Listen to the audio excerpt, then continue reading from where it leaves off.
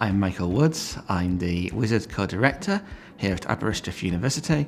I am also a professor in human geography. We've recently finished a project funded by the European Union called Imagine, in which we've used this spatial justice framework to look at territorial inequalities in Europe and the impact of European Union cohesion policies. So, for example, we mapped the patterns and variations in income levels or employment between different regions in Europe. We did some economic analysis of whether or not those patterns were being shaped by the impacts of various policy interventions. We looked at relationships of these between these and migration. So Imagine was a consortium which Wizard Aberystwyth led and coordinated with 15 partners across Europe, mainly university partners, one or two non-academic partners, and they range from partners in Spain and Italy to Romania, Greece, Finland, and so on. It also involved collaboration across disciplines. So as geographers, we were also working with economists and political scientists and sociologists. So the key findings from Imagine are several.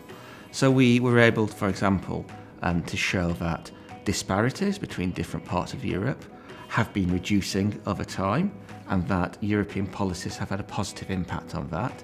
That pattern of convergence really sort of shuddered a little bit when it came to the financial crisis in 2008, and the pattern has been a little less consistent since then. We're also able to show that there are relationships with, for example, people, migration decisions reflect their own perceptions about the relative well-being of different countries, but also moving between countries became an informal means of redistributing wealth from wealthier areas to less affluent areas. We further were able to show that people's perceptions of whether or not their region was being treated fairly didn't always add up and match the economic evidence.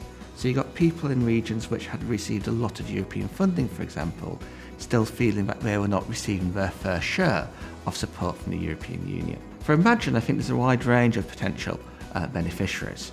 At the most immediate level, the Imagine project was put together in response to a funding call from the European Union's Horizon 2020 programme, which meant that its priorities were defined by the European Commission. So a major client, if you like, was the European Commission.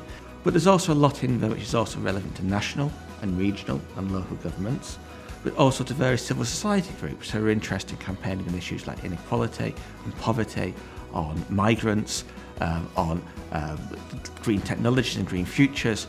So we hope that there's a lot of information out there which can be used by different groups and they can benefit in different ways.